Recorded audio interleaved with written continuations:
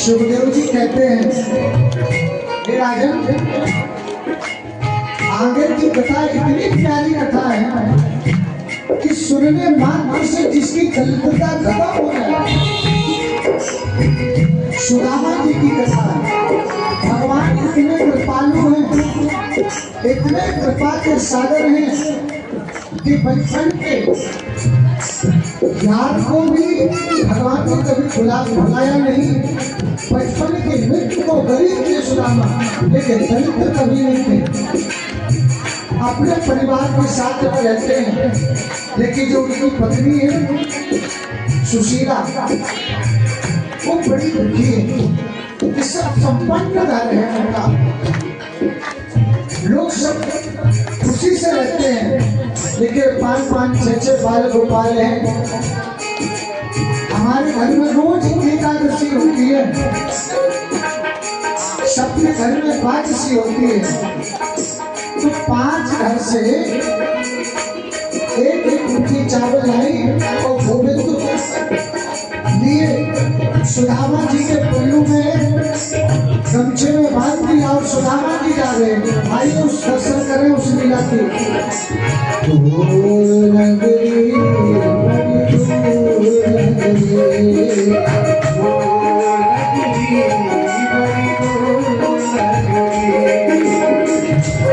कैसे आऊं मैं कन्हई, कैसे आऊं मैं कन्हई, कैसे आऊं मैं कन्हई, तेरे दूर नगरी, बड़ी दूर नगरी, दूर नगरी,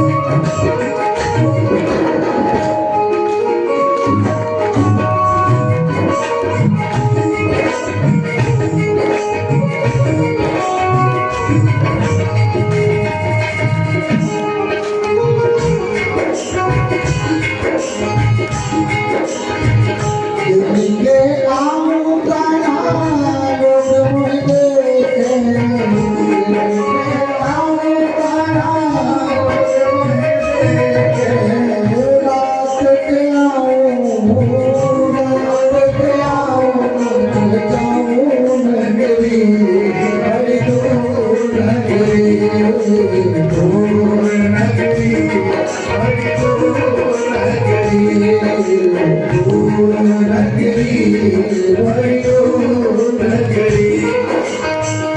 सुदामा जी को अपने जीवन में चाहिए क्या, आप लोग श्रवण करें। औरन को धन चाहिए, ब्राह्मण को धन केवल भिक्षा। और एक बात बोलूं, ये मैं नहीं कहता, न सुदामा लोगों के मन में ठाल दिया लोगों ने कि केवल ब्राह्मण भिक्षा का अधिकारी है। खबरदार आज से बात बोला तो ये शब्द नहीं है सही। ब्राह्मण कभी भिक्षा नहीं मांगता किसी से। क्यों? हम लोगों के दिमाग में ब्राह्मण तो भिक्षुक है, भिक्षुक। अरे ब्राह्मण दक्षिणा लेता है साहब, कर्म कांड करवाते हुए। और अधिकारी भी ब्राह्मण नहीं है कि वो भिक्षा ले सके, उसका अधिकारी में नहीं आता। वो तो जो साधु संत महात्मा वो भिक्षा के अधिकारी हैं, ब्राह्मण भिक्षा का अधिकारी नहीं है। किसी के दरवाजे में जाए, झोली फैलाए, भैया भिक्षा दे दो, जय श्री कृष्ण। सुदामा जी आज तक जीवन में किसी के यहाँ गए नहीं मांगने के लिए। जो सत्यनारायण भगवान की कथा करते उसमें जो धन आ जाता उससे परिवार का पालन पोषण करते। इतना विद्वान ब्राह्मण, संतोष का धन है, दरिद्र नहीं है। लेकिन आजकल जो जागरण में जो झांकी दिखाते हैं ना, बड़ा दुख होता है। लोग मजाक लोगों ने सुदामा जी को बना दिया। तो द्वार पर खड़े हो जाएंगे, सुदामा जी को आएंगे, कमंडल पकड़ा देंगे और 10 रुपये और सुदामा जी को भिक्षा लेंगे। अरे राम राम राम राम। जिसके जीवन में इतना बड़ा त्याग था, सत्संग था, बुद्धता थी, उस सुदामा ने किसी के हाथ के सामने हाथ नहीं फैलाए। पानी पी करके गोपाल जी को भोग लगा करके स्वयं ग्रहण से किया। एक दिन तो सुदामा के जीवन में ऐसी दशा हो गई कि घर में तो थोड़ा थोड़ा सबने खाया, लेकिन जब सुदामा जी की बारी आई ना तो सुशीला की, तो एक ही चावल का दाना बचा। सुदामा जी ने कहा कि सुशीला देवी देखो तो सही, गोविंद ने आज भोजन की व्यवस्था क्या करी है। सुशीला रोने लगी, हे स्वामी आज तो कुछ भी नहीं बता, मैंने तो बर्तन धो के रख दिए। क्या देखो तो सही कुछ तो होगा। जब सुदामा जी के कहने पर सुशीला ने जब बर्तन उठाया तो सबसे नीचे एक चावल का दाना पका हुआ। सुशीला ने कहा स्वामी एक ही चावल का दाना है और नहीं। अरे अरे मेरे गोविंद ने, मेरे कन्हैया ने बड़ी सुंदर व्यवस्था कर दी। भाव में विभोर हो गए सुदामा जी। लाओ देवी, मैंने कहा था ना गोविंद ने मेरी मेरे कान्हा ने व्यवस्था करी होगी मेरे खाने की, मेरी प्रसाद की। एक चावल का दाना सुशीला ने दिया, सुंदर पत्थर में रख करके ठाकुर जी को भोग लगा दिया। तुदीयं भस्म गोविंदम तुभ्यदेव समर्पये ग्रहात समतो भुवा प्रसीद परमेश्वर। रुक्मिणी जी और कृष्ण भगवान इस दृश्य को देख रहे थे कि देखते हो देवी, मेरा सुदामा कितना संतोषी है। आज 3 दिन से सुदामा जी ने खाया नहीं कुछ भी, लेकिन एक चावल के दाने को मिलने के बाद मेरा सुदामा मुझे धन्यवाद देना नहीं भूलता। हे गोपाल, तुमने मेरी व्यवस्था इतनी सुंदर करी। इतने में तो आधा तू चावल दाना खा लेना, आधा मैं खा लूंगा। चिंता मत कर, गोविंद ने आज व्यवस्था कर दी।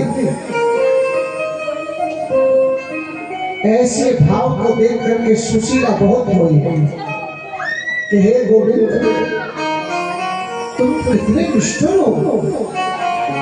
तुम्हारे ऊपर सुदामा कितना विश्वास करता है, कितना संतोष का धन है, वो आप तो सुनते ही नहीं हो। तो भगवान ने मन ही मन कहा कि देखो, कर में प्रधान विश्व करि राखा, कर में प्रधान विश्व रचिरा।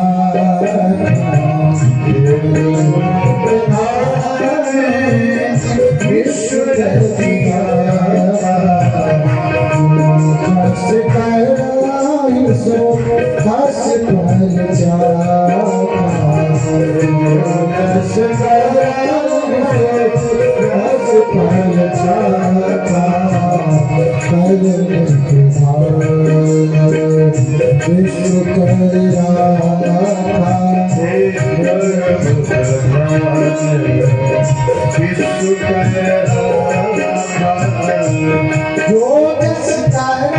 नहीं सो दस पर जाता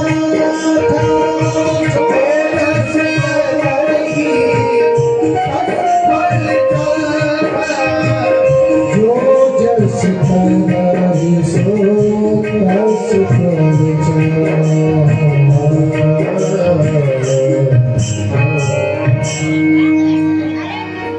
जीवन में सबसे बड़ा धन संतोष धन है। अगर जीवन में आपके संतोष धन नहीं है तो आपको कुछ मिलने वाला नहीं। बोलो जय श्री कृष्ण।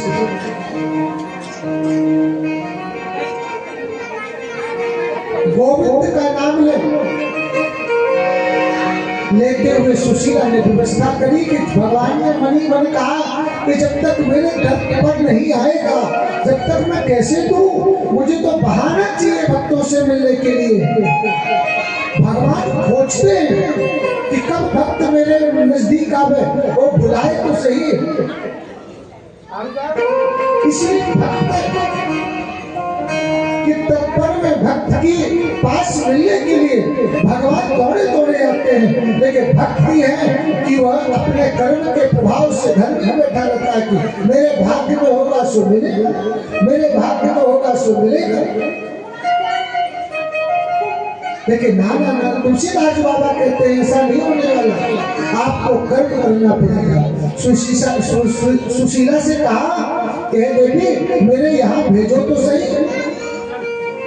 मनी मन बात को करी। सुशीला ने 5 घर से जाकर के एक एक मुट्ठी चावल लाए। सुशीला चाहती तो एक घर से 1 कुंटल चावल ले आती और देने में लोग समर्थता रखते। लेकिन सुशीला ने कहा ना, मेरे गोविंद को, मेरे कान्हा को कैसे पता लगेगा कि मेरे घर में क्या स्थिति है। जो गृहिणी होती है ना, जो लक्ष्मी होती है ना, बिना कहीं भी बहुत कुछ घर की व्यवस्था बदल देती है। तो जैसे लेकिन अच्छी व्यवस्था ना हो और कितनी व्यवस्था बन जाए वो घर की लक्ष्मी ठीक नहीं है तो कितना भी धन भर दो वो व्यवस्था नहीं बना पाएगी। बोलो जय श्री कृष्ण। सुशीला जी ने एक पोटली बनाई जिसमें 10 जगह से विभिन्न अव्यवस्था थे और सुदामा जी से कहा एक बार अपने मित्र से मिलने तो जाओ। लेकिन सुदामा जी की क्या स्वभाव, भूख लगी है प्यास लगती है जिंदगी अब उदास लगती है कि भूख लगती है प्यास लगती है जिंदगी अब उदास लगती है। कैसे आऊं मैं द्वारिका तेरी नगरी,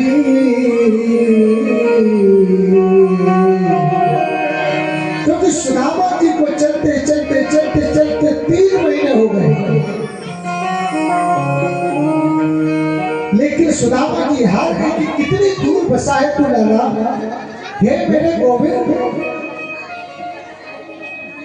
कि भूख लगती है प्यास लगती है जिंदगी अब उदास लगती है। कैसे आऊं द्वारिका तेरी नगरी, आस भी अब निराश लगती है।